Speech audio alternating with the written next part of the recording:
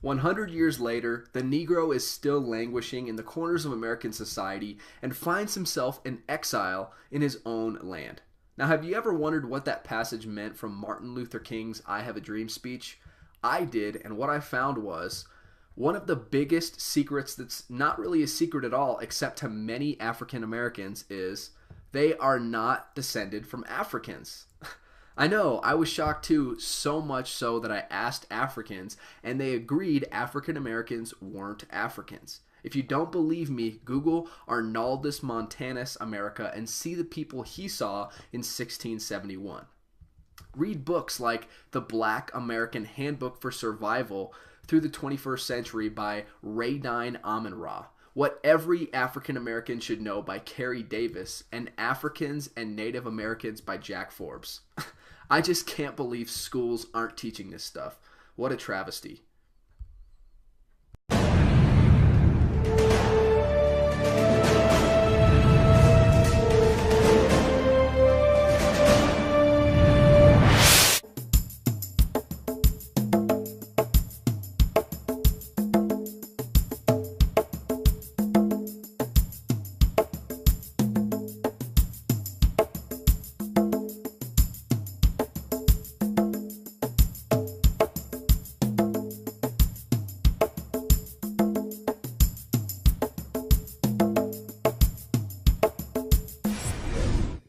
So, from my experience, it seems like there's there's tension between African Americans and America as a whole. Some African Americans. No. As a whole, the history of African Americans in America, right, does not really work in the favor of African Americans. Can I ask you a quick question in the midst of that? Okay. What do when not all, when you tell an African American, now times have changed. Now we're now getting 2015 now. As African American, are you African? Oh hell, no, I ain't African. They're not wrong though. They're not wrong though. They're not wrong though. They're not wrong. They're not wrong. They're not wrong. No, are they right? But it's just the reaction. Okay. Sure. Now, and I could be a little sensitive because of how I grew up. Okay, hold up though. This is going to answer that question. So, the history of African Americans in America does not necessarily work in their favor based on everything that was logged. As you see all the movies, 12 Years a Slave, it's a constant reminder that, hey, African Americans, this is your story in America. When I was in Nigeria, I did not know of the African American story until I got to America.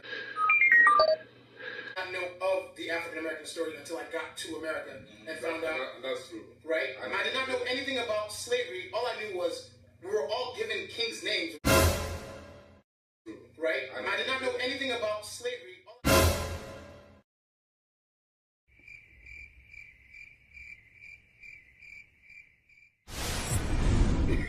They're always vague with us. I asked this African dude one time. I was like, why don't y'all? Because Africans don't like African Americans. I don't know if you know this. Yeah, they don't. You know you don't. He's always looking at me like, no, you're okay. They don't like us, yo. They don't like us. They be judging us. They be looking at us like, look at you, motherfucker. African American. My ass. You are not African. You're black Americans. I'm from Kenya. You got the same phone. What are you You have talking people about? from Kenya. You have the trust in my. You're in America now. What are you talking about? Why you not in Africa? Why you not in I have to Africa? look down on you because you're African. You're not making no sense. You're crazy. You're black Americans. You're trash. Listen to this. This is why we're African. The man in Kenya told me on the phone. Don't even associate the black American. This is why we're African. The man in Kenya told me on the phone. Don't even associate the black American. They have no You understand? self-esteem.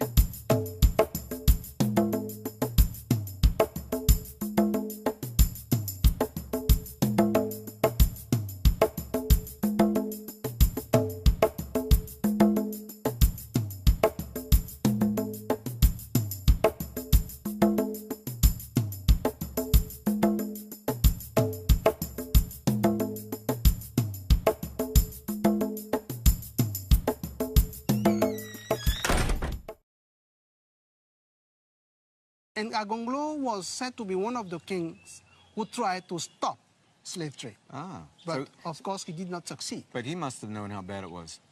Yes, he knew. They knew how bad it was. That was why they didn't trade their own people. They would trade people from the wars and battles they did all around the country.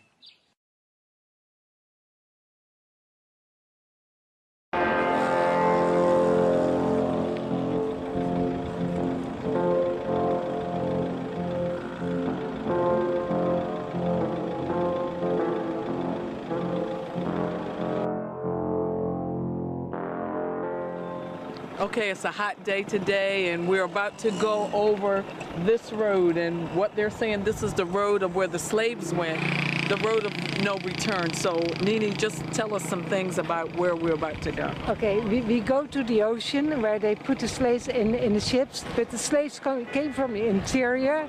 They were bought from the chiefs, from the kings in the interior, and the king got in return cannons and weapons.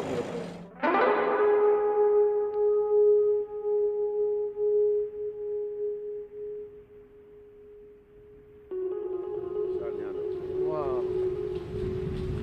And so literally they were walking this way to get on a ship.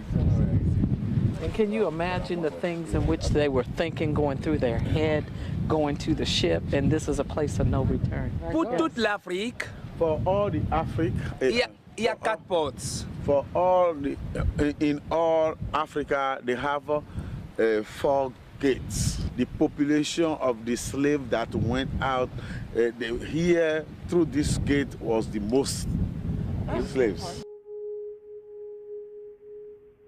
When they did not have enough chains, they cut a tree, they made a log out of it, and they cut 3 holes in it. Came from.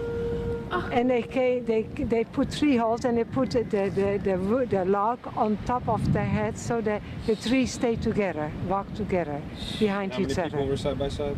600. 600 walked side by side.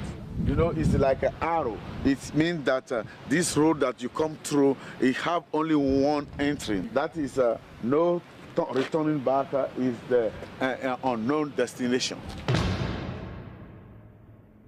During that route here, all sorts of things happen with the slaves. They can sleep with them, they can beat them, they can do so many things there. Violence. On peut dire l'abolition en 1848. Et en 1846, c'est le dernier bateau. The last ship went on 1846, and it was then they don't got any other ship came in for slavery.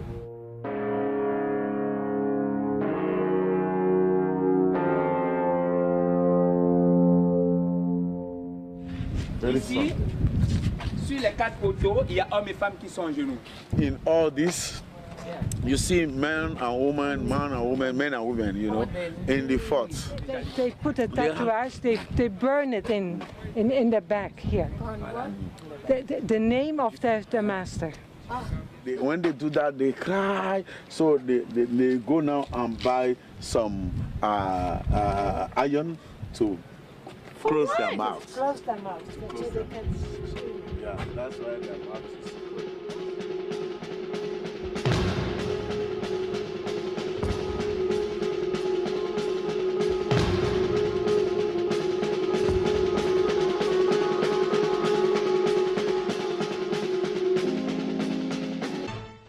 The success of Muhammadan Islam in deceiving, misinforming, deforming, and contorting both history and reality over a period of almost 1400 years has been astounding. That is, until now. The greatest tragedy about this particular subject is that most of the descendants of African slavery, the black people in the Americas, around the world, as well as among the African blacks, are totally ignorant of the actual facts. Before we lose the concentration of our listeners, I would like to make the following statement and then prove it. That the worst, most inhumane and most diabolical institution of the black African slave trade was initiated, refined, perpetrated and implemented by the Mohammedan Arabs and later aided and abetted by the black converts to Mohammedan Islam. In fact, The very word slavery has its root in the name Slav, based upon the Slavic peoples of Europe who were subjugated by other Europeans. It is not common knowledge that the Arabic word abd is synonymous with the meaning of slave. For example, Abdullah means literally the slave of Allah, and that in the language of the Arabs, all black peoples are called abid, plural, for slaves. While much has been written concerning the transatlantic slave trade, surprisingly little attention has been paid to the Islamic slave trade across the Sahara, the Red Sea, and the Indian Ocean. While the European involvement in the African transatlantic slave trade to the Americas lasted for just over 3 centuries, the Arab involvement in the African slave trade has lasted 14 centuries. The birth of Muhammadan Islam and its conquests brought about the birth of institutionalized, systematized, and religiously sanctioned slave trade on a massive and global scale. In fact, the Quran allows the taking of slaves as booty or reward for wars of aggression against any and all unbelievers. Incredible and heinous abuses have occurred throughout the history of Muhammadan Islam. By the Middle Ages, the Arabic word abd was in general used to denote a black slave. Ibn Khaldun, 1332 to 1406, the preeminent Islamic medieval historian and social thinker, wrote, "The Negro nations are, as a rule, submissive to slavery, because they have attributes that are quite similar to dumb animals." It should also be noted that black slaves were castrated based on the assumption that the blacks had an ungovernable sexual appetite. When the Fatimid Caliphate came to power in Egypt, they slaughtered all the tens of thousands of black military slaves and raised an entirely new slave army. Some of these slaves were conscripted into the army at age 10. From Persia to Egypt to Morocco, slave armies from 30,000 to up to 250,000 became commonplace. The Islamic slave trade took place across the Sahara Desert, from the coast of the Red Sea, and from East Africa across the Indian Ocean.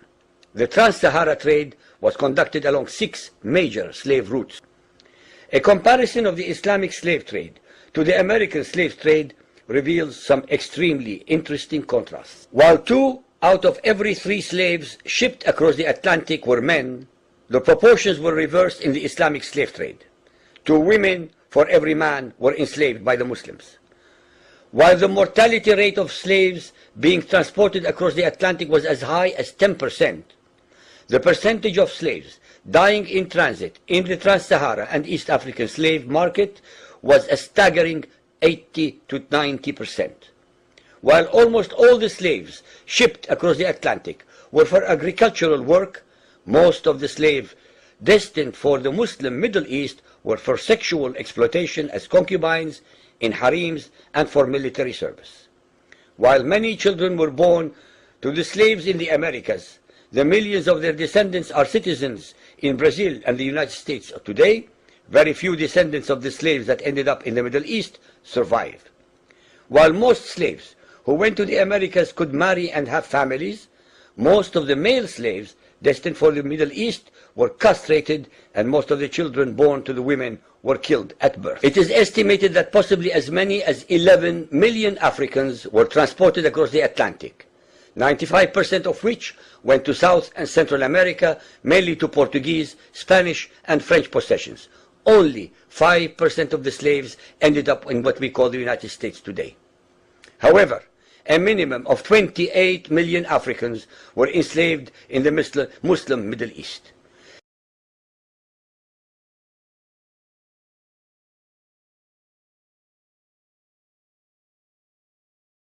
By Radine Amin-Ra, What Every African American Should Know by Carrie Davis, and Africans and Native Americans by Jack Forbes.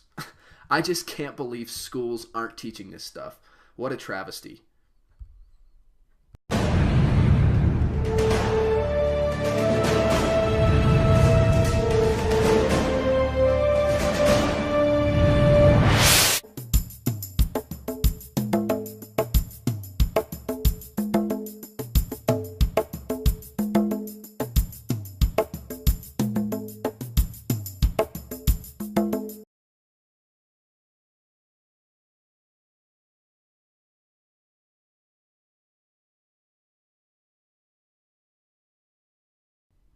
100 years later, the Negro is still languishing in the corners of American society and finds himself in exile in his own land. Now, have you ever wondered what that passage meant from Martin Luther King's I Have a Dream speech? I did, and what I found was one of the biggest secrets that's not really a secret at all, except to many African Americans, is they are not descended from Africans. I know, I was shocked too, so much so that I asked Africans, and they agreed African Americans weren't Africans. If you don't believe me, Google Arnaldus Montanus America and see the people he saw in 1671. Read books like The Black American Handbook for Survival through the 21st Century by